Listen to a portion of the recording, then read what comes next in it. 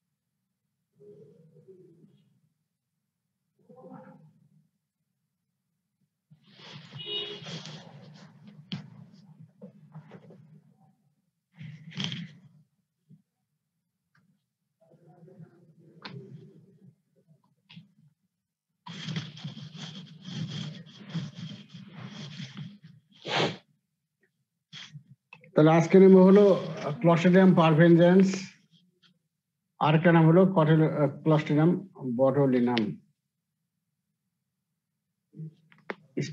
Spore বিয়ারের মধ্যে ব্যাসিলাসটা বাকি ছিল, ওটা হয়তো এক যে কোনো সময় পরে নিয়ে নেব।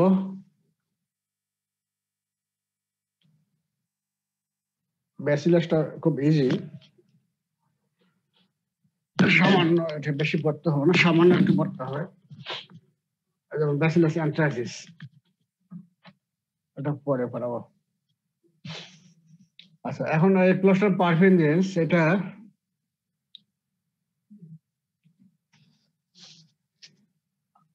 তোমার কালকে দেখেছো যে ক্লস্ট্রিডিয়াম টিটানাস করতে হলো ক্লস্ট্রিডিয়াম পারভেন, তোমার হলো ক্লস্ট্রিডিয়াম টিটানি। আর গ্যাস গ্যাংের হতো ক্লস্ট্রিডিয়াম পারভেনজেন্স, তারপর হলো ক্লস্ট্রিডিয়াম সেপ্টিকাম, ক্লস্ট্রিডিয়াম নভি, হ্যাঁ, ক্লস্ট্রিডিয়াম হিস্টোলাটিকাম, ক্লস্ট্রিডিয়াম বাইফারমেন্টেন্স, ক্লস্ট্রিডিয়াম, আর কি এগুলো অনেক কটা ছিল, তাই তো? তার মধ্যে মেইন হলো ক্লস্ট্রিডিয়াম পারভেনজেন্স। আসো আসো, কি খবর?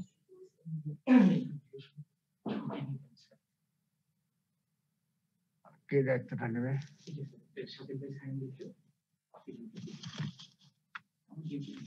আচ্ছা,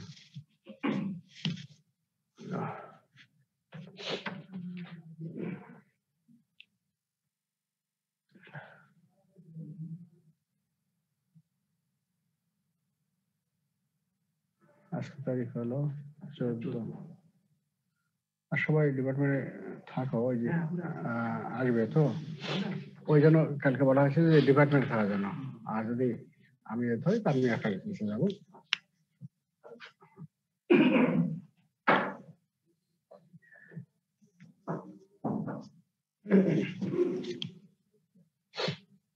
আচ্ছা, প্রপার্টিস এর মধ্যে অলরেডি আমরা কিন্তু জেনেছি যে কমন, যেমন ক্লস্ট্রিডিয়াম পড়াইলাম, তার যে প্রপার্টিস সবই এক। এখানে কিছু এক্সেপশনাল থাকবে। কোনটা? একটা হলো তোমার ওই যে গ্রাম পজিটিভ তো সবগুলাই, এবং অ্যারেঞ্জমেন্টটা একটু বললে হয় না বললে হয়, সিঙ্গেল থাকতে পারে, চেইন থাকতে পারে, বান্ডেল থাকতে পারে, এটা বলতে পারো না বলতে পারো। স্পোর্ট যেটা, এইটা হলো সাব টার্মিনাল স্পোর্ট। যেমন হলো ক্লস্ট্রিডিয়াম তোমার টিটার ছিল কি টার্মিনাল স্পোর, এটা হলো সাব টার্মিনাল, একবার শেষ মাথায় না, শেষ মাথা থেকে সামান্য একটু সেন্টারের দিকে থাকে, এই জন্য হলো সাব টার্মিনাল স্পোর। ঠিক আছে, এটা হলো তোমার স্পোরের যে বৈশিষ্ট্য।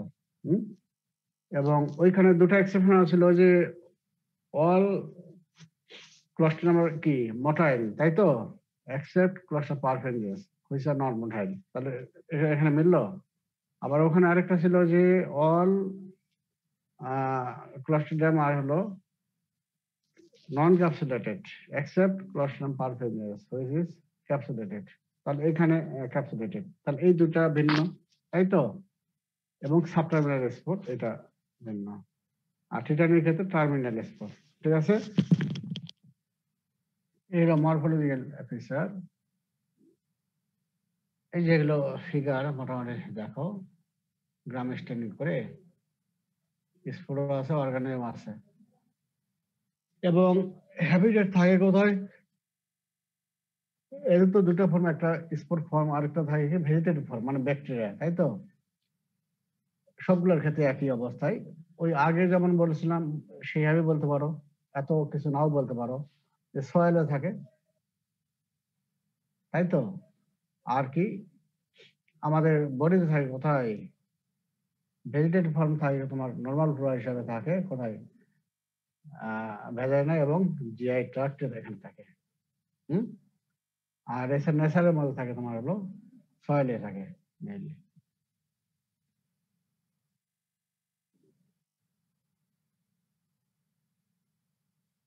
তাহলে প্রপার্টিজ মোটামুটি এই। কিন্তু এখন তারা টক্সিন এবং এনজাইম কিছু ধরে, এইগুলো একটু জানো। টক্সিন তৈরি করে আলফা টক্সিন, থিটা টক্সিন, আর কিছু এনজাইম করে। তাহলে আলফা টক্সিন এবং থিটা টক্সিন, এর মধ্যে আলফা টক্সিনটাই হলো মেইন। এটা দ্বারাই তারা মোটামুটি একটা বলা যায় ডিজিজ তারা করে। আলফা টক্সিন কি করে? এটা কেমিক্যাল নেচারটা হলো লেসিথিনেস। লেসিথিনেস এর সঙ্গে এটার মিল আছে। এবং এটা আরেকটা লেসিথিনেসের আরেকটা নাম হলো ফসফোলাইপেজ সি, যেটা থাকে তোমার হলো সেল মেমব্রেনে থাকে। ঠিক আছে? সে যেহেতু সেল মেমব্রেনে থাকে, তাহলে এই তো তোমার আলফা টক্সিন আরেকটা সিমিলারিটি উইথ কিস লেসিথিনেস। তাহলে লেসিথিনেস কি করবে? সেল মেমব্রেনের যে লেসিথিন বা ফসফোলাইপেজ সি, এটা ফসফোলিপিড থাকবে, এটাকে তারা ভেঙে দেবে। ভেঙে দিলে হবে কি সেল মুভমেন্ট ডিস্ট্রাকশন হবে, যার ফলে টিস্যু ড্যামেজ হবে, নেক্রোস হবে। এই হলো তোমার হলো, এটা দ্বারাই তারা মেইনলি কাজ করে। ঠিক আছে? তাহলে chemically it is lecithinase or phospholipid C, এবং ডিগ্রেড কি করে? Lecithin which is present in mammalian cell membrane, যার ফলে কি সেল মেমব্রেন ডিস্ট্রাকশন হবে এবং টিস্যু ড্যামেজ হবে। ওকে? তাহলে সেল মেমব্রেনের লেসিথিনেস আর লেসিথিন কে তারা ভেঙে দেবে। ফসফোলিপিড, দেখেন ফসফোলিপিড সি এটা ভেঙে দেবে, যার ফলে ফসফোলিপিড কে ভেঙে দেবে, যার ফলে টিস্যু ডিস্ট্রাকশন হবে। আরেকটা করে কি আরবিসি লাইসিস কে করতে পারে, উপরেরটাই মেইন। আরেকটা করে হলো থিটা টক্সিন, আলফা এবং থিটা। থিটা করে কি টিস্যু ড্যামেজ এবং হেমোলাইসিস। আলফা টক্সিন এটা ভালো করে জানবা। এছাড়া কি করে? কিছু স্প্রেডিং ফ্যাক্টর করে, স্প্রেডিং করে অর্গানিজমটা বাই প্রডিউসিং তোমার এই যে এনজাইম। হায়ালুরোনাইডেস, তোমার স্ট্রেপ্টোককাস এবং স্ট্রেপ্টোককাস পড়ছো, সেখানে ওই সেখানকার যে কাজটা সেখানে এখানে আগে হায়ালুরোনাইডেস কি করবে? হায়ালুরোনাইডেস কি একটা সিমেন্ট সাবস্টেন্স ব্যবহার করে, তাই তো? আমরা ঘর বাড়ি ব্যবহার করি, সিমেন্ট ব্যবহার করি যে অ্যাটাচমেন্ট ভালো করার জন্য। তো তার মানে এই হায়ালুরোনিক অ্যাসিড কি সিমেন্ট হিসেবে মানে হয়। এখানে বিভিন্ন সেলের ভেতরে যে অ্যাটাচমেন্ট থাকে বাই হায়ালুরোনিক অ্যাসিড, এখানে কি করবে? হায়ালুরোনাইডেস কি করবে? হায়ালুরোনিক অ্যাসিডকে তারা ভেঙে দেবে, যার ফলে কি করবে? ইনফেকশনটা ট্রান্সমিট করবে। Break down the intercellular cement substance. আসেন আসেন আসেন, বসেন। যার ফলে কি প্রমোট স্প্রেড অফ ইনফেকশন। হ্যাঁ, বসেন, অসুবিধা নেই। যার ফলে কি promote spread of infection along the tissue plant. তাহলে এইভাবে তারা তাহলে ইন্টারসেলুলার সিমেন্ট সাবস্টেন্স ভেঙে দিল, যার ফলে তোমার টিস্যুর যে ইন্টিগ্রিটি এটা নষ্ট হয়ে গেল, যার ফলে তারা স্প্রেডিং করবে, তাই তো? আর কি হবে? আর কি এনজাইম করে? কোলাজেনেস, ডিএনএস এবং আদার প্রোটিন। কোলাজেনেস কি করবে? এই যে মাসেল, এর কোলাজেন টিস্যুকে ভেঙে দেবে। হ্যাঁ, ডিএনএস এটাকে ডিএনএ কে ভেঙে দেবে। আর প্রোটিনস আদার প্রোটিনকে ভেঙে দেবে। দিলে হবে কি যে একটা মাসেল বা তোমার সেল মেমব্রেন এগুলোর কি হবে? এগুলো ডিস্ট্রাকশন করে দেবে। হুম। যার ফলে মাসেলটা হয় কি লিকুইফেকশন, টিস্যু প্রথমে টিস্যু ডিস্ট্রাকশন হবে, তারপরে লিকুইফাইড হবে। হুম। যেটা আমরা প্যাথোলজি যখন পড়বো তখন এটা আমরা বিস্তারিত ভালো করে জানবো। তাহলে এই হলো হায়ালুরোনাইডেস এবং কোলাজেনেস, ডিএনএস এবং আদার প্রোটিনস এর ফাংশন। আরেকটা করে হলো কি ইন্টারোটক্সিন তৈরি করে, এক্সোটক্সিন। এটা করবে কি? ইন্টারোটক্সিন আগে বলেছে যে ইন্টেস্টাইনের উপরে কাজ করে কি করবে? ডায়রিয়া করবে। তাহলে ক্লোস্ট্রিডিয়াম পারফেনজেস আমরা কি কি ডিজিজ তৈরি করে আমরা জানছি অলরেডি। একটা কি করে? কি করে? হ্যালো, একটা ফুড পয়জনিং করে, মেইন কোনটা করে? Gas gangrene sir. Gas gangrene করে। তাহলে মেইন হলো গ্যাস গ্যাংগ্রিন করে, আরেকটা হলো ডায়রিয়া করে। তাহলে ক্লোস্ট্রিডিয়াম পারফিউজ দুইটা ডিজিজ করে, ঠিক আছে? Mainly gas gangrene. এখন এই সময় এখন এসো, এটা অলরেডি বললাম যে ডিজিজ দুটা করে, একটা গ্যাস গ্যাংগ্রিন এবং আরেকটা হলো ফুড পয়জনিং। এখন গ্যাস গ্যাংগ্রিন এর আরেকটা নাম হলো মায়োনেক্রোসিস, আরো একটা নাম বলা যায় নেক্রোটাইজিং ফাসাইটিস। এবং তোমাদের পরীক্ষায় কিন্তু এই রিটেন পরীক্ষায় তোমাদের গ্যাস গ্যাংগ্রিন এই টার্মও থাকতে পারে, বা মায়োনেক্রোসিস এটাও থাকতে পারে, বা নেক্রোটাইজিং ফাসাইটিস এটাও থাকতে পারে, ঠিক আছে? পরীক্ষা যেটাই আসুক না কেন, যখন পরীক্ষা শুরু হবে তখন আকাশ থেকে পড়িবে না যে স্যার আমরা তো বুঝতেছি না এটা কে করে মায়োনেক্রোসিস। যার ফলে আমি সবসময় বলি যে এই টার্মগুলো, আমি যেগুলো টার্ম বলি এই টার্মগুলো তোমার খেয়াল রাখবে, তাহলে হবে কি তোমার রিটেন বা ভাইবা যেটাই হোক না কেন তোমরা সহজে রিক্যাপিটুলেট করতে পারো, বলতে পারো বা লিখতে পারো। ঠিক আছে? তাহলে এই দুটা ডিস করলাম। আচ্ছা, এখন এই যে গ্যাস গ্যাংগ্রিন কিভাবে করে বা মায়োনেক্রোসিস কিভাবে করে? ধরো প্রথমে মনে করো কোনো কারণে কোনো অ্যাক্সিডেন্ট হলো, তাই তো? মানে ইনজুরি হলো। ইনজুরি ডিফারেন্ট কারণে হতে পারে, সেটা অ্যাক্সিডেন্ট হতে পারে বা যুদ্ধক্ষেত্রে হতে পারে, ঠিক আছে? এগুলো হইলো, বা কোনো অপারেশন হইলো। এখন হওয়ার পরে কি হবে? তখন যদি সেই মনে করো ওইখানে যদি কন্টামিনেশন যদি অর্গানিজম হয়, তাহলে কি হবে? স্পোর কন্টামিনেট কোনটা হবে? স্পোর হবে, তাই তো? স্পোর কন্টামিনেট হলো। এবং একই সঙ্গে কিন্তু মনে করো একটা রোড টপ অ্যাক্সিডেন্ট হলো, মানুষটা মনে করো পড়ে গেল নিচে, তো পড়ে গেলে কি হবে? সেখানে স্পোর থাকে, স্পোরটা তার আঘাতের স্থানে সেখানে কন্টামিনেট হলো।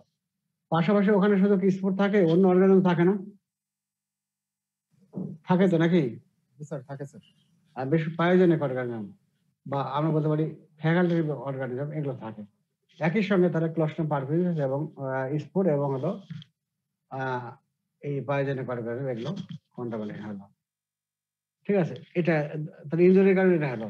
আর ইনজুরির কারণে আরেকটা হতে পারে টিস্যু ড্যামেজ হবে, তাই তো? টিস্যু ড্যামেজ হয় না? আর টিস্যু ড্যামেজ যখন হবে তখন কি হবে? ইনফ্লামেশন হবে, ফুলে যাবে, তাই তো? ফুলে গেলে কি হবে? তখন তখন সেখানে ব্লাড সাপ্লাইটা কি হবে না? ব্লাড সাপ্লাই, ব্লাডের উপরে কি চাপ পড়বে, যার ফলে এখানে ড্রেনেজ হবে না, যার ফলে ওখানে কি হবে? ইডেমা হবে, স্টাইসিস হবে, ব্লাড সাপ্লাই কম পাবে, যার ফলে কি হবে? সেখানে অক্সিজেন সাপ্লাই না পাইলে তখন কম পাবে, পাইলে কি হবে? একটা অ্যানারোবিক কন্ডিশন দেখা দিল। আমি গতকালকে একটা জিনিস বলেছিলাম যে এই যে অ্যানারোবিক অর্গানিজম গুলো তোমার ডিজিজ করতে গেলে দুইটা তোমার প্রাথমিক শর্ত লাগবে। একটা তোমার স্ফূর্ত কন্টামিনেশন হতে হবে, পাশাপাশি তোমার কি হতে হবে? সেখানে অ্যানারোবিক স্টেট থাকতে হবে, তাই তো? তাহলে প্রথম হলো, আমি এতক্ষণ বললাম হলো তোমার প্রথম হলো কি কন্টামিনেশন হলো। এখন আসতেছে আমি অ্যানারোবিক স্টেটটা কিভাবে হচ্ছে। তাহলে ইনফ্লামেশন হলো, তারপরে সেখানে ব্লাড সাপ্লাই কম পেলো, যার ফলে অক্সিজেন সাপ্লাই কম পেলো, যার ফলে কি হবে? ইস্কিমিয়া হলো এবং নেক্রোসিস হলো। ঠিক আছে? এরপরে কি হবে? এখন সেখানে অ্যানারোবিক এনভায়রনমেন্ট হলো মোটামুটি একটা। পাশাপাশি এই তোমার যে স্পোরের পাশাপাশি তোমার ওখানে কি হলো? ওই যে ফ্যাকাল্টেটিভ অর্গানিজম এগুলো কি হবে? মাল্টিপ্লিকেশন হবে, মাল্টিপ্লাই করবে, পাশাপাশি ওই লোকালি যে অক্সিজেন গুলো আছে সেগুলোকে তারা ইউটিলাইজ করবে। ইউটিলাইজ করলে তাহলে কি হবে? ওখানে আরো অ্যানারোবিক এনভায়রনমেন্ট তৈরি হয়ে গেল। এই যে কম্বাইন্ড যে অ্যানারোবিক এনভায়রনমেন্ট তৈরি হওয়ার ফলে কি হবে? সেখানে এখন এই যে আমরা আগে কন্টামিনেশন হইলো কি দিয়ে? স্পোর দ্বারা, তাই তো? তাহলে তখন স্পোর কি জার্মিনেট করবে কি? ব্যাকটেরিয়া তৈরি করলো নাকি? ব্যাকটেরিয়া তৈরি করলো, তারপর ব্যাকটেরিয়া করবে কি? তখন ব্যাকটেরিয়া তখন করবে কি? প্রথম করবে তারা কার্বোহাইড্রেট যেখানে আছে ওরা ফার্মেন্ট করবে, আর কার্বোহাইড্রেটকে ফার্মেন্ট করলে সেখানে তৈরি হবে গ্যাস, ঠিক আছে? গ্যাসটা তৈরি করলে গ্যাসটা করবে কি? তখন এই মাসেল এবং মাসেলের কাভারিং কি সার্কুলার শীত থাকে, এই সার্কুলার শীত এবং মাসে তারা জমা হবে। ঠিক আছে, যার সার্কুলার শীতটা কি ডিস্টেনশন হয়ে গেল, স্ট্রেচিং হলো। হ্যাঁ, এখন এই যে মাসেলের ব্লাড সাপ্লাই যেটা দেয়, এই সার্কুলার শীত এর মধ্যেই ব্লাড সাপ্লাই লাগে, ব্লাড ভেসেল লাগে। তাহলে কি ব্লাড ভেসেলটা কি রাস্তা যদি হয়ে যায় তখন তোমার কি ব্লাড সাপ্লাই ওখানে পাবে? হবে না স্যার। পাবে না। যার ফলে ওখানে আরো তোমার নেক্রোসিস হয়ে গেল, তোমার ইসকেমিয়া হলো, যার ফলে তোমার নেক্রোসিস হলো। এটা একটা কারণ হতে পারে। আচ্ছা, আরেকটা কারণ হলো যে তোমার হলো সেখানে আমি তোমার এই যে এনজাইম টক্সিন বললাম, প্রথম কি করবে, ল্যাসিথিনেস করবে, বা ওটার আরেকটা নাম কি ফসফোলাইপেজ সি। এরা কি করবে, মাসেল এর কি করবে, লেসিথিনকে ভেঙে দেবে, তাই তো? ভেঙে দিলে কি হবে, সেই সেলটা তোমার কি নেক্রোসিস হলো, তাই তো? আবার আরো কিছু টক্সিন এনজাইম তৈরি করে, কি যেমন হলো হায়ালুরোনিডেজ, তারপরে ডিএনএস, কোলাজেনেস।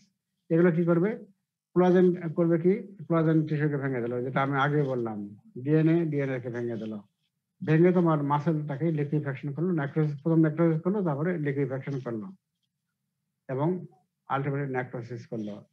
আর হায়ালুরোনিডেজ কি করবে, ওই তোমার ground substance, intercellular ground cement substance ভেঙে দিল, যার ফলে এটা স্প্রেডিং করবে। এবং স্প্রেডিং করলে তারপরে কোথায় আসবে, ব্লাডে আসবে। ব্লাডে আসলে হবে কি, ব্যাকটেরিয়া হবে, সেপ্টিসিমিয়া হবে, গোটা বডিতে ছড়ায় গেল, যা আলটিমেটলি হবে কি শক এবং ডেথ।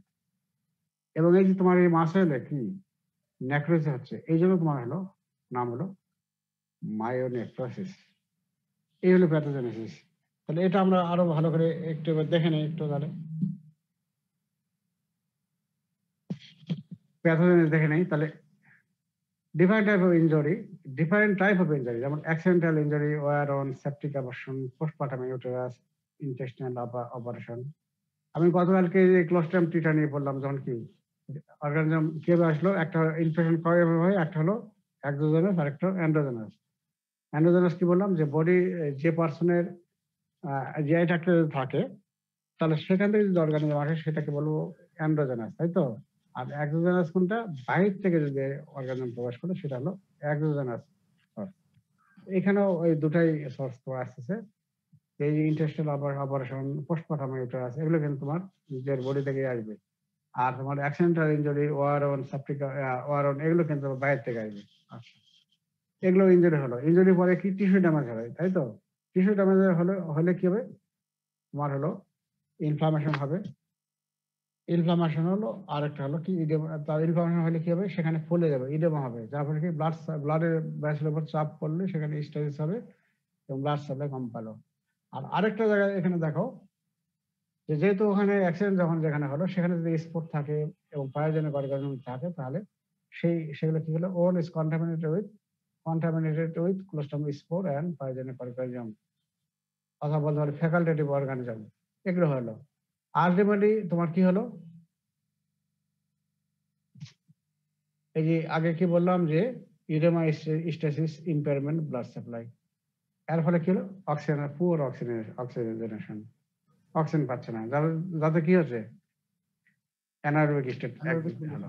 আর আরেক দিক থেকে কি হলো, মাল্টিপ্লিকেশন অফ ফ্যাকাল্টেটিভ এনারোবি, এবং ফ্যাকাল্টেটিভ এনারোবি করে অক্সিজেন ইউটিলাইজ করবে, utilisation of local oxygen by the facultative anaerobe. তাহলে কি হলো, further reduction of oxygen and formation of anaerobic state in the affected region. তাহলে অ্যানারোবিক স্টেট যতক্ষণ পর্যন্ত তোমার হয়নি, ততক্ষণ পর্যন্ত কিন্তু অর্গানিজম কিন্তু তোমার অ্যানারোবিক অর্গানিজম গুলো মাল্টিপ্লাই করবে না এবং ডিস তৈরি করবে না। এই জন্য অ্যানারোবিক স্টেট আমাদের লক্ষ্য থাকবে, অ্যানারোবিক স্টেট আমরা হইতে দেব না। যেটা কালকে এই জন্য যখন পড়াইলাম কি ওই যে তোমার তোমার হলো প্রিভেনশনটা কি বলেছিলাম, ট্রিটমেন্ট বা তোমার হলো সেখানে কি প্রথমে বললাম নার্সিং কেয়ার, তারপর লোকাল কেয়ার বললাম না, কি জন্য, যাতে তোমার অ্যানারোবিক স্টেট ডেভেলপ না করে, তাই তো? এই জিনিসগুলো করতে হয়। আচ্ছা, তারপরে অ্যানারোবিক স্টেট হলো, এরপরে কি হবে, জার্মিনেশন অফ স্পোর, তার মানে স্পোর থেকে ব্যাকটেরিয়া তৈরি হলো। এবং আরেকটা হলো কি, আউটগ্রোথ অফ অ্যানারোবিক ব্যাকটেরিয়া। তাহলে স্পোর থেকে অ্যানারোবিক অর্গানিজম তৈরি হলো, পাশাপাশি অ্যানারোবিক ব্যাকটেরিয়া এগুলো তোমার হলো গ্রো করলো। আলটিমেটলি কি হলো, এই তোমার হলো তারপর ওই অর্গানিজম যখন মাল্টিপ্লাই করবে, তখন কি হবে? Fermentation carbohydrate and production gas. এই গ্যাসটা কি করবে? মাসেল এবং তার যে কাভারিং শীট সার্কুলোমা এর মাঝে জমা হয়ে থাকবে, যার ফলে কি ডিস্টেনশন অফ সার্কুলার শীট হবে, distension of circular sheet of muscle cells. যার ফলে কি হবে? সার্কুলার শীটটা স্ট্রেচিং হবে, ব্লাড ভেসেলটা রাপচার হয়ে যাবে, যার ফলে সেখানে ব্লাড সাপ্লাই পাবে না, আলটিমেটলি হলো কি ইসকেমিয়া হলো এবং নেক্রোসিস। এই তো আরেক দিকে কি হবে? আরেক দিকে হবে তোমার হলো এনজাইম এবং টক্সিন তৈরি করবে। প্রথম এনজাইম কি করবে? ল্যাসিথিনেস। ল্যাসিথিনেস কি করবে? Destroy the cell membrane. এটা সংক্ষেপে নিয়ে আসলাম, যেহেতু অলরেডি আমি টক্সিন এনজাইম সেখানে বলেছি, তাই তো। Lecithinase destroy cell membrane of muscle fibre and alter vascular permeability. তাহলে কিভাবে হলো আমি আগেই বলছি, আর বারবার বলতে যাচ্ছি না। যার ফলে কি further necrosis of muscle tissue. আর কি করবে? এই যে আদার টক্সিন এন্ড এনজাইম এগুলো তৈরি করবে, যেমন হাইড্রোলাইডেস, ডিএনএস, কোলাজেনেস। এগুলো কি করবে? তোমার কোলাজেন টিস্যু কি করলো? মাসেলকে কি করলো? মাসেল টিস্যুকে ডিস্ট্রয় করলো, যার ফলে কি হলো? সেখানে লিকুইড নেক্রোসিস হলো, লিকুইফাইড হলো, লিকুইফিকেশন করছে। এগুলো হলো। আর এই যে তোমার হায়ালুরোনারিজ এগুলো কি করবে? স্প্রেডিং করবে। স্প্রেডিং করার পরে কি হলো? Leads to bacteria shock and death, এগুলো হতে পারে। ঠিক আছে? এই হলো প্যাথোজেনেস। কি খুব কঠিন হলো? হ্যাঁ, না স্যার, কঠিন নাই স্যার।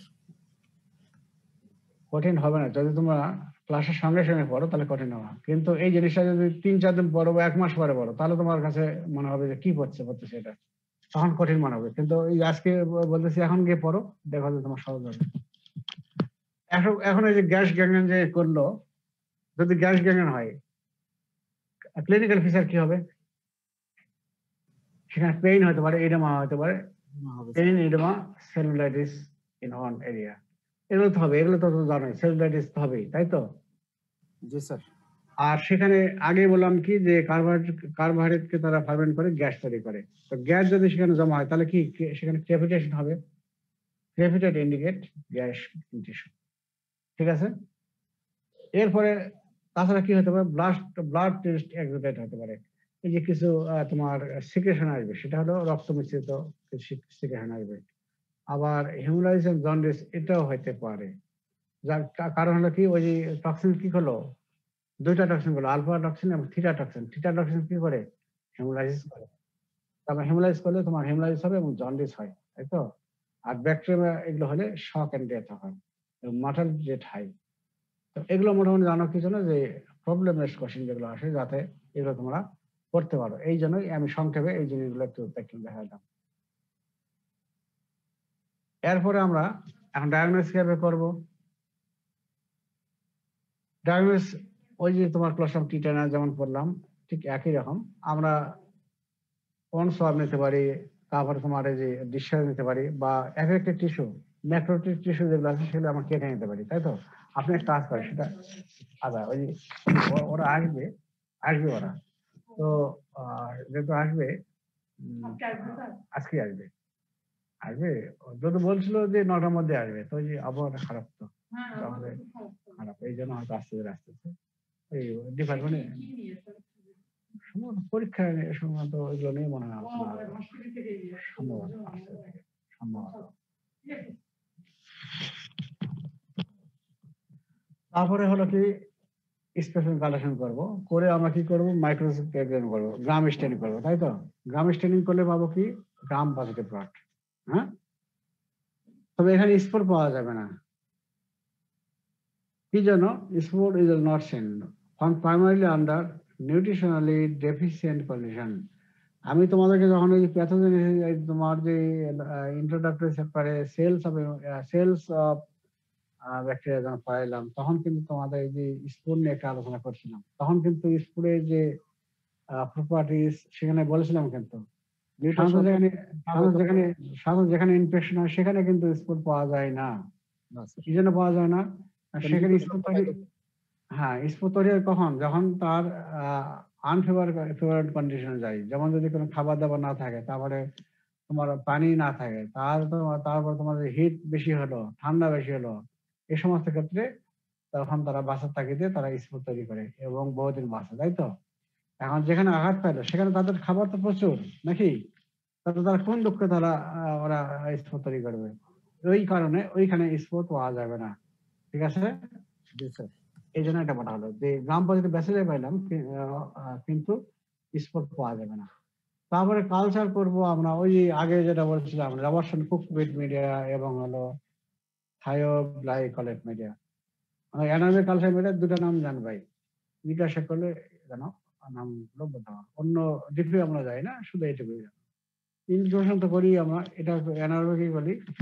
অ্যানারোবিক কালচার মিডিয়া কিভাবে করা হয় সেটা তোমাদের কালচার মিডিয়া যখন পড়ানো হয়েছে তখন মনে হয় একটু বলছে, তাই না? ওটা অ্যানারোবিক কালচার মিডিয়া কিভাবে তৈরি করা, এটা কিন্তু পরীক্ষা রিটেন পরীক্ষা আসে, ওটা একটু দেখে নেবা। ভাইবাদ ধরেই না, কিন্তু রিটেন পরীক্ষা আসে। তার ইনকিউবেশন করবো কি অ্যানারোবিক্যালি at 37 degrees Celsius for 48 to 72 hours করলাম। তারপরে সে অর্গানিক গ্রো করলো কালচার, তারপরে সেটা কনফার্ম করার জন্য করবো কি গ্রাম স্টেডিং করবো, গ্রাম পজিটিভ ব্যাচিলারি পাবো উইদাউট স্পট। তারপর বায়োকেমিক্যাল টেস্ট তৈরি করি, সুগার ফার্মেন্ট টেস্ট করলে ওখানে আমরা ল্যাকটিক অ্যাসিড প্রডিউস হয়।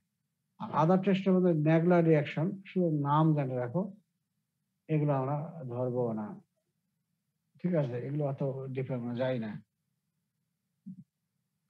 এবং বলবো না আমি। তাহলে এই হলো তোমার পার ফিনজেস।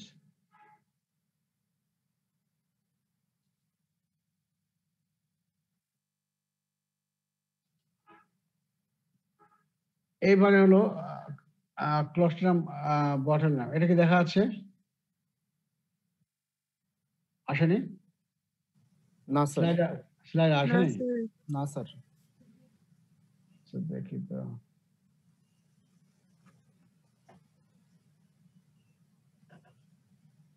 সত্য কথা। এখন আচ্ছা দেখি আমি আবার তাহলে কেটে দিতে হয়। এইটা এইরকম কেন হচ্ছে আমি বুঝতেছি না। এটার অন্য লাইভটা শেয়ার দেওয়া আছে তো স্যার, এই জন্য আর কি আসতেছে না। না, ওটা তো আমি কেটে দিলাম। স্যার এবার মনে আসবে। ওপেন করছেন স্যার, ওইটা শেয়ার দেন আগে। এবার আসে না? জি স্যার, আসতেছে স্যার।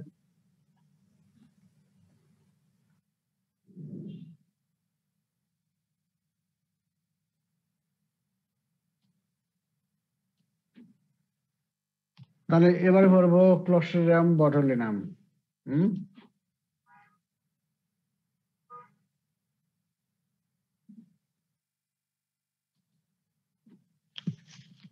এটা প্রপার্টিস সবগুলো একই ধরনের, ঠিক আছে? দেখো যে গ্রাম পজিটিভ ব্যাচিলাই, এটাও স্পোর ফর্মিং এবং স্পোরটা থাকে কি সাব টার্মিনাল, এটাও শুধু এই সংক্ষেপে যেটা বললাম এইটুকু লেখো, অনেক কিছু আমি নিয়ে আসি, এত কিছু খেয়াল থাকবে না। ওই যে প্রথম যে আমি এই যে ক্লোস্ট্রিডিয়াম যে ইয়েটা পড়ছিলাম ওইটাই তোমার ফলো করো, আর এখানে কিছু কিছু লাগাই দেবা। হ্যাঁ, যেমন স্পোর ব্যারিমার দিলাম, স্পোর ইজ সাব টার্মিনাল, বাস মিটে গেল। মোটাইল বা পেরিটারাস ফ্লাজেলা এবং নন ক্যাপসুলেটেড, তাই তো? মিলে আছে না? কালচারাল অর্গান অবশ্যই জানো, এটা তো স্ট্রিক্টলি জানানো, এবং কালচারও করা হয় তোমার ওই একই জায়গায়, ওই দুটা মিডিয়া যে নাম বললাম সেটা। হ্যাবিটেট কোথায় কোথায় থাকে? এটা থাকে সয়েলে থাকে। প্রথম বললাম ওয়াইডলি ডিস্ট্রিবিউটেড ইন সয়েল, এবং ডিজিজ করে কি এটা ফুড পয়জনিং করে বলতে পারি, বা বটুলিজম, বা তোমার যখন বলবা আমরা জিজ্ঞাসা করতে করি তাকে বটুলিজমই বলা সেফ, বটুলিজম বলবা। ফুড পয়জনিং বললে সমস্যা নাই, কিন্তু তখন টার্মটা আমরা জানতে চাই যে ফুড পয়জনিং এটা কি বলা হয়, এখানে এক্ষেত্রে কি বলা হয়? এক্ষেত্রে বলা হয় বটুলিজম, ঠিক আছে? কি যেন বলা আছে বটুলিজম বলবো পরে, আমরা শেষ স্লাইডে এসে দেখাবো। এখন বটুলিজম তিন ধরনের, একটা হলো ফুডবর্ন বটুলিজম বা অ্যাডাল্ট বটুলিজম, ইনফেন্ট বটুলিজম এবং ওন্ড বটুলিজম, তিনটা। এখন হলো ফুডবর্ন বটুলিজম। দেখো, ইট is an intoxication but not infection. মানে কি হলো, এটা হলো টক্সিন দ্বারা হয়, ইনফেকশন দ্বারা হয় না। এবং caused by ingestion of preformed toxin in food contaminated with spores of Clostridium botulinum. And toxins causes paralysis about 12 to 36 hours after ingestion. এটা হলো ক্লাসের মেইন কথা, যেটা হলো ইনটক্সিকেশন। আমরা যদি টক্সিন খাই, টক্সিন খাইলে হচ্ছে, ইনফেকশনের কারণে হচ্ছে না। কেন, কি কারণে হচ্ছে না সেটা আমরা পরে একটু জানতেছি, তাহলে তোমাদের ক্লিয়ার হবে। ঠিক আছে, আগে থেকেই টক্সিন তৈরি করা আছে খাবারের মধ্যে, সেই টক্সিন আবার খাচ্ছি, স্ফুট খাচ্ছি না। কিন্তু এটা হলো অ্যাডাল্ট বটুলিজম। আবার ইনফেন্টে আবার একটু ভিন্ন থাকবে। দেখো, যেমন ধরো সোর্স অফ ইনফেকশন, এখানে কি হলো, preserved food that is stored in vacuum sealed containers such as meat, vegetable like mushroom, green beans and smoked fish. এই যে খাবার তৈরি করে যদি প্রিজার্ভ করা হয়, প্রিজার্ভ বিশেষ করে যদি ভ্যাকুয়াম সিল কন্টেইনার করা হয়, যেমন তোমার এই যে মধ্যপ্রাচ্য বা ইউরোপিয়ান কান্ট্রি, এগুলোতে হয় কি, ওরা করে কি, দুম্বার মাংস, তারপরে বিভিন্ন মাংস জবাই করে কি করে, আমাদের জন্য খাবার পাঠায় দেয় না। তারা করে কি, এই ক্যান, মানে ক্যান জাত করে, টিন জাত করে, বুঝছো? সেখানে কিভাবে করে, ওই যে যার মধ্যে তোমার রান্না করলো, তো রান্না করার পরে ওই যে ক্যানের মধ্যে তোমার দিবে, ওই ক্যানটাতে করবে কি, তোমার ভ্যাকুম তৈরি করবে, ওখানে বাতাসটা সব বের করে নেবে কিন্তু। আবার কিছু স্টেরিলাইজ করবে, করার পরে ওই মাংসটা ওর মধ্যে ঢুকাই দেবে, ওখানে কোনো অক্সিজেন থাকবে না। ঠিক আছে, ওই সমস্ত ইয়াতে এখন ধরো ওই সমস্ত খাবার মনে করো দিল, এখন সেখানে অক্সিজেন থাকতেছে না। হ্যাঁ, এখন ওই খাবার তৈরি করার সময় যদি ঠিকমতো স্টেরিলাইজ যদি না করা হয়, এবং যদি ক্লোস্ট্রিডিয়াম তোমার এই যে বটুলিনামের যে স্পোর কোনো কারণে যদি কন্টামিনেশন হয়, যেহেতু সয়েলে থাকে, যদি কন্টামিনেশন হয়, তাহলে কি হবে, সেখানে ওই স্পোরটা তোমার ওখানে, যেহেতু তোমার অ্যানারোবিক স্টেট পাচ্ছে, তাহলে ওখানে স্পোর থেকে জার্মিনেট করে ব্যাকটেরিয়া তৈরি করবে, এবং ব্যাকটেরিয়া থেকে টক্সিন তৈরি হবে। তাহলে এই জন্য বলা হচ্ছে প্রিফর্ম টক্সিন। ঠিক আছে, আগে টক্সিন তৈরি করা হলো, এখন এই টক্সিনটা যদি আমরা খাই, তখনই হবে ডিজিজ। এই জন্যই বলা হচ্ছে preform toxin, it is an intoxication but not infection. ঠিক আছে, তাহলে ওগুলো মেইন কথা। এখন সোর্স অফ ইনফেকশন কি, preserved food that is stored in vacuum sealed containers such as meat, vegetable like mushroom, green beans and smoked fish. রান্না করা মাছ মাংস মেইন, এটা আরো অন্যভাবে হয়। সোর্স অফ ইনফেকশন এটা এক কারণ হয়। তো ওই জিনিসটা এখন দেখো আমরা পড়ি। এখন ট্রান্সমিশন যদি এইটা ভালো করে দেখো, spores widespread in soil contaminate vegetables and meat. Spore তো আমরা আগেই বলছি যে স্পোর্ট সয়েলে ওয়াইড স্প্রেড থাকে, এবং যদি ভেজিটেবল মিটকে কন্টামিনেশন করে থাকে, তাই তো, সয়েল যদি থাকে।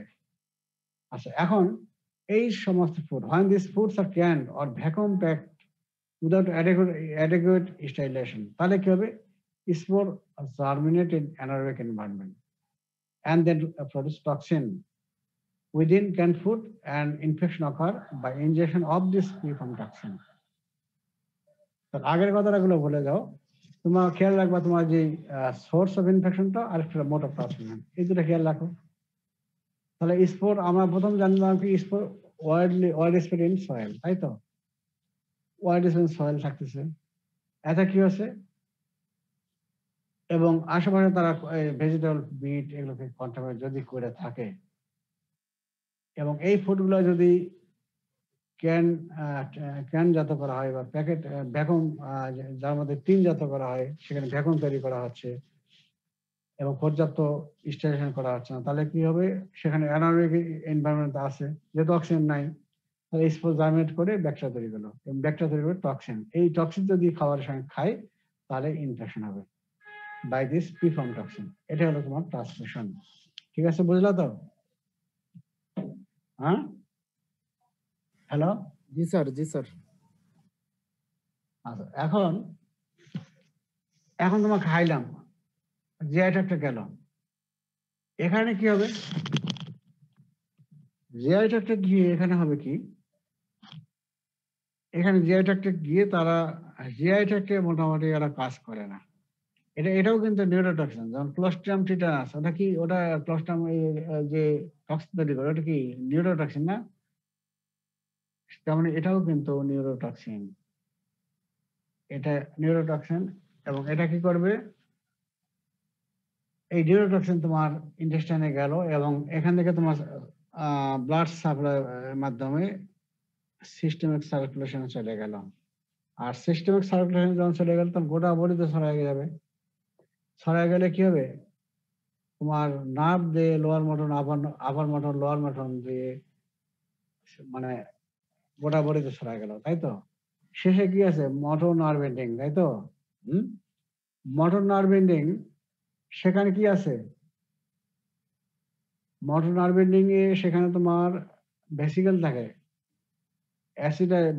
ভেসিকল থেকে সিক্রেশন হয় অ্যাসিটাইল কলিন। ওই অ্যাসিটাইল কলিন যে ওই ভেসিকল গুলাকে তোমার ওখানে কাজ করলে অ্যাসিটাইল কলিন সিক্রেশন হবে না, যার ফলে তোমার প্যারালাইসিস হবে। কন্ট্রাকশন না হলে কি প্যারালাইসিস হবে, ওটাকে বলা হয় ফ্লাসিড প্যারালাইসিস। এই ফিগারটা দেখো, আগে আমরা আরো ভালো করে পড়ে নেই। দেখো তাহলে ingestion of preform toxin of clostridium botulinum in the food, absorption of toxin from intestine. ঠিক আছে, ইন্টেস্টাইন থেকে অ্যাবজর্ব করলো, গেলে কোথায় গেল, সার্কুলেশন চলে গেল। তারপরে binds to the presynaptic membrane of motor neuron of peripheral nervous system and cranial nerves and internalize into nerve terminal. ঠিক আছে, inhibition of acetylcholine release resulting in lack of muscle contraction and flaccid paralysis. ঠিক আছে, দেখো তাহলে আরো ভালো বুঝবা। তাহলে প্রথম করলো কি, এখানে আগে অ্যানাটমি আগে পড়ে নাও। প্রথমটা হলো তোমার নর্মাল মেকানিজম, আর পরেরটা তোমার হলো প্যাথোজেনিক। আচ্ছা, প্রথম ফিগারটা দেখো, এখানে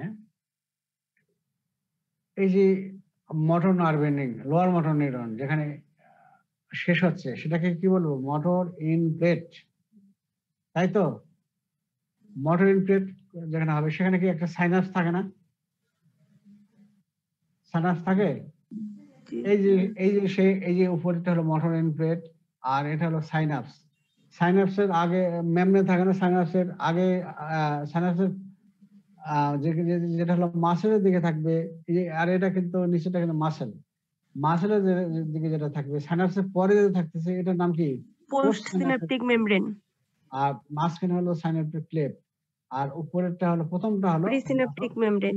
প্রিসিনাপটিক মেমব্রেন। এখন এই যে মোটর নার্ভ এন্ডিং, এইখানে তোমার থাকতেছে তোমার ভেসিকল থাকতেছে, যার মধ্যে থাকতেছে অ্যাসিটাইল কলিন, এবং এই অ্যাসিটাইল কলিন এখান থেকেও তোমার সিক্রেশন হয় এই তোমার সাইনাপটিক ক্লেপ এগুলো ক্রস করে তোমার মাসেলে আসতেছে, মাসেলকে কন্ট্রাকশন করতেছে, তাই তো? এটা হলো নর্মাল মেকানিজম। এখন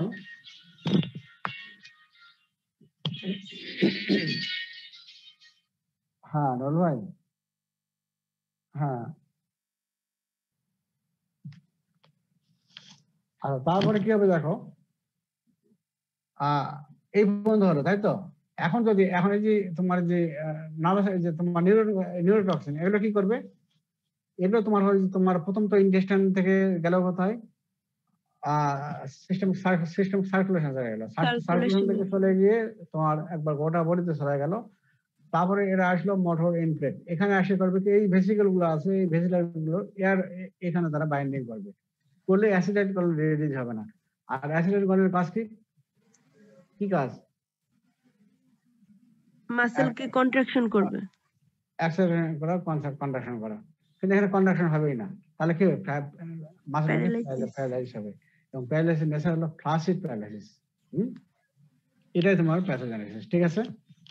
তাহলে এটা হলো অ্যাডাল্ট বটুলিনাম। এই যে এটাও আরেকটা ফিগার, এটাও তোমার ফিগার দেখে নিও, তাহলে আপনি বুঝবা। আবার এই ক্ষেত্রে কি হয়, ভমিটিং হতে পারে, ফার্স্ট হতে পারে, ড্রাই মাউথ কনস্টিপেশন, ব্লাডিং বা ভিশন এবং ডাইলেটেড নন রিঅ্যাক্টিং পিপল। ঠিক আছে, তাহলে মুখে কি হলো, ভমিটিং হতে পারে, থার্স্ট, ভমিটিং হলে কি হবে, থার্স্ট হতে পারে, ড্রাই মাউথ হবে এবং কনস্টিপেশন। আর চোখে কি হবে, তোমার পিপিলটা ব্লাডিং অফ ভিশন, অস্পষ্ট দেখবে, ঝাপসা দেখবে, তারপরে পিপিলটা হবে, তুমি টর্চ লাইট দেখলে কি হবে, ডাইলেটেড হবে, নন রিঅ্যাক্টিং। তাই তো, আমরা যেমন যেমন পয়জনিং নিয়ে আসে তোমার, তখন কি দেখছো, নন রিঅ্যাক্টিভ, সেটা জানো তোমরা। আর হবে কি, মেইন হবে কোনটা, পেরিফেরাল মাসেলস উইকনেস হবে, এবং এটা বাইলেটারাল ডিসেন্ডিং প্যারালাইসিস, সেটা প্যারালাইসিস কেমন, ফাসিল প্যারালাইসিস হবে, এবং ডেথ হতে পারে due to respiratory muscle paralysis, আর মর্টাল রেট 10% হয়। এই ক্লিনিক্যাল ফিচার। এই দেখো এখানে, এখানে ব্লাডিং অফ ভিশন হবে এবং নন অ্যাক্টিং পিপল হবে, হ্যাঁ, ডাইলেটেড হয়ে গেছে। আর টাং দেখো, যেহেতু তোমার ভমিটিং হয়েছে, সেখানে তোমার আরো তোমার এই যে ড্রাই মাউথ হয়ে গেছে এবং কেমন হয়ে গেছে না, হ্যাঁ, ঠিক আছে, এগুলো হবে। তাহলে এই পর্যন্ত হলো তোমার হলো, এখানে কিন্তু ডায়রিয়া বললাম না, বুঝছো, ডায়রিয়া কিন্তু হবে না, মনে মনে রাখো কিন্তু, কারণ ওরা কিন্তু ইনটেস্টিনে কাজই করতেছে না, ঠিক আছে, ওই জন্য পরে ফিগার আসতেছি। তারপরে আসো infant botulism. Infant botulism it occurs in infant usually 6 months old, often with the state of mixed food। বেশ করে এগুলো যখন ওই উইনিং ফুড দেওয়া হয় তখন এদের হয়। ছোট বাচ্চাদের হইতে পারে, বেশ করে ছোট বাচ্চাদের কখন এই যে ওই মানুষ, গ্রামের মানুষ কি করে, মধু খাওয়ায়, তারপরে তোমার বকরির গরুর দুধ খাওয়ায়, তাই না, সেক্ষেত্রে হতে পারে। বা 6 মাস পরে যদি সে সময় দুধ খাবার নাও দেয়, অন্য খাবার এক্সট্রা খাবার নাও দেয়, উইডিং ফুড দেয় 6 মাস পরে, তাই তো, ওই সমস্ত ক্ষেত্রে হতে পারে। এবং infection occurs by ingestion of food containing spores of clostridium botulism not due to preform toxin. এখানে কিন্তু তোমার হবে ওই স্পোর খাইলে হবে, এখানে কিন্তু টক্সিন দ্বারা হবে না, ঠিক আছে। এই স্পোর যদি তোমার এই যে খাবারের মাধ্যমে খাচ্ছি, বোতলটা যে স্পোর কন্টামিনেট হতে পারে, খাবারটা কন্টামিনেট হতে পারে স্পোর দ্বারা। এখন এই স্পোর তখন করবে কি, স্পোর অর্গানিজম চলে গেল কি গাটে, গাটে চলে গেল, তারা গ্রো করবে এবং তোমার সেখানে কাজ করবে, তখন টক্সিন এবং সাইন সিমটম বটুলিজম। এবং এই আরেকটা দেখো, ingestion honey containing spores of clostridium botulism is a common source, honey, এখানে তোমার একইভাবে হবে। এবং এখানে ক্লিনিক্যাল ফিচারটা একটু অন্য ধরনের হবে। দেখো, যেহেতু বাচ্চা, ওরা তো কিছু বলতে পারে না, তাহলে ওদের কি হবে, কনস্টিপেশন হতে পারে, উইক অ্যান্ড অল্টার ক্রাই। ওরা যে কান্না করবে, নর্মাল যে কান্না সেটা চেঞ্জ হবে, হ্যাঁ, উইক কান্না হবে, আস্তে আস্তে কাঁদবে, এবং নর্মাল যে কান্না সেটা সেই কাঁদবে না, চেঞ্জ হবে কান্নাটা। আবার উইক সাকলিং অ্যাবিলিটি, যেহেতু তোমার এই যে মাসেল মাস্টারবেশন এখানে তোমার কি শক্ত হয়ে গেছে, তাই তো, ঠিক খাইতে পারবে না, দুধ টানতে পারবে না, লেথার্জি হয়ে যাবে। আর আরেকটা প্লাস্টিক থাইরয়েড হয়, রেসপিরেটরি হতে পারে, মর্টালিটি হতে পারে, এগুলো সিমটম। এগুলো অত কিছু পড়তে হয় না, তোমরা রিটেন করে, আমরা ভাইবা তো অত ধরি না, রিটেন দেখিও। আর ওন বটুলিজম, এখানে তোমার যে কোনো ওন যদি হয়, তখন যদি কন্টামিনেশন হয় তখন সেটা হবে। এবং ওই যে সিমটম ফুড পয়জনিং, এই যে অ্যাডাল্ট বটুলিজম যেটা বলা হয়, ঠিক ওই রকমই, শুধু খালি জিআই ট্র্যাক্ট সিমটম, এই যে ডায়রিয়া, এটা হবে না, একই। আমরা ডায়াগনোস কিভাবে করবো, স্পেশালি ওই যে খাবার আমরা সন্দেহ করতেছি, যে খাদ্যের অবশিষ্ট অংশ, leftover food, vomitus, gastric fluid, এগুলো আমরা নিচ্ছি, স্টুল সেরাম। তারপর টক্সিন ডিটেকশন করবো, এলাইজা, ইনডাইরেক্ট হিম টেস্ট এবং রেডিও আছে। আর মাইস অ্যান্টিটক্সিন টেস্ট, এটা দ্বারা করতে পারি। আর অর্গান কালচার করতে পারি, কোথায়, স্টুল নেবো, লেফট ওভার ফুড নেবো, নিয়ে প্রথম করবো কি 80 ডিগ্রি সেলসিয়াস হিট করবো কিন্তু, ঠিক আছে, ফর 10 মিনিট। কি জন্য, ওইখানে তোমার নন স্পোর ফর্মিং ব্যাকটেরিয়া থাকে, ফ্যাকাল্টি অর্গানিজম থাকে, এগুলোকে, অন্য ব্যাকটেরিয়া থাকলে এগুলোকে হিট করলে এগুলো মারা যাবে, হ্যাঁ, ঠিক আছে, যাতে অন্য অর্গানিজম গ্রো না করে। তারপরে আমরা ওই যে কালচার গুলোর মতো রবার্সন কুক মিডিয়া, তারপরে থায়োগ্লাইকোলেট মিডিয়া করলাম, করার পরে আবার ডায়াগনোস কনফার্ম করার জন্য করবো গ্রাম স্টেনিং করবো। আর হলো গ্রাম স্টেনিং করলে গ্রাম পজিটিভ পাবো এবং স্পোর পাবো, সাবটার্মিনাল স্পোর। আর টক্সিসিটি টেস্ট করি, বেশি কিছু বলতেছে না, culture is usually not done. এটা ল্যাব ডায়াগনোস। এখন তোমার এই কোশ্চেনটা দেখো, এই যে পরীক্ষায় রিটেন করতে আসে, ভাইবা দিতে হয়, botulism differs from other causes of food poisoning. বা food poisoning is not a classical example of food poisoning. কেন? এই এখানে দেখো যে এক্সোডাকশন নরমালি দেখো, নরমাল ফুড পয়জনিং, নরমালি যে ফুড পয়জনিং হয় সেগুলো কি হয়, জিআই ট্র্যাক্টে গিয়ে তারা জিআই ট্র্যাক্টে কাজ করে এবং কি ডায়রিয়া হয়, ডায়রিয়া ভমিটিং হয়, তাই তো? আর এটা যেহেতু ফুড গ্লোস্টাম বটুলিনাম, এটা যেহেতু নিউরোটক্সিন, এটা কিন্তু জিআই ট্র্যাক্টের উপরে কোনো কাজই করবে না, তুমি অলরেডি জানছো। গিয়ে তারা কাজ করতে যায় কোথায়? জেনারেল সিস্টেমের মাধ্যমে গেল কোথায়? নার্ভাস সিস্টেমে গেল এবং মোটর নার্ভে কাজ করতেছে, করে কি করবে? প্যারালাইসিস করতেছে, তাই তো? কিন্তু যেহেতু জিআই ট্র্যাক্টে কাজ করতেছে না, তার ডায়রিয়া হবে না। এই কারণে তো আমার বলা হয় classical not example of food poisoning. মানে পড়ি একটু যে introduction of clostridium botulinum, but is a neurotoxin. It has no action on GI tract, but normally food poisoning occurs due to intestinal upset. ঠিক আছে? নরমাল ফুড পয়জনিং যেটা due to intestinal upset, মানে ইন্টেস্টিনে কাজ করে তারপর হচ্ছে। আর এখানে কিন্তু ইন্টেস্টিনে কাজ করতেছে না, কি জানো, এটা নিউরোটক্সিন। এখানে কি হবে? Flaccid type of paralysis occurs but not produced diarrhea. ঠিক আছে? So botulinum is not a classical example of food poisoning. তাহলে নরমাল ফুড পয়জনিং কি হচ্ছে? টক্সিন খাইলাম, তারা যে একটা কাজ করতেছে এবং সেখানে ডায়রিয়া হচ্ছে, সেখানে প্যারালাইসিস হয় না, তাই তো? আর এক্ষেত্রে কি হচ্ছে? এটা হলো নিউরোটক্সিন, এটা জিআই ট্র্যাক্টের উপর কাজই নাই, এটা নার্ভাস সিস্টেমে কাজ করতেছে, যার ফলে তোমার জিআই ট্র্যাক্টে যেহেতু কাজ করতেছে না, এখানে ফুড পয়জনিং হবে না। কিন্তু নার্ভাস সিস্টেমে যখন কাজ করতেছে তখন কি হবে? প্যারালাইসিস হচ্ছে। প্যারালাইসিসটা কেমন? Flaccid type of paralysis. এই কারণে it is not a classical example of food poisoning. এবং আরেকটা ভাবে বলতে পারো why botulinum differs from other cause of food poisoning. Okay, তাহলে আজকে পড়লাম। এখন কালকে ক্লাস করবো। কালকে হবে কি বার? মঙ্গলবার স্যার। কাল ক্লাস করতে চাও? স্যার কি করবা? নেন স্যার, এর পরের দিন তো বন্ধ আছে স্যার, 16 ডিসেম্বর।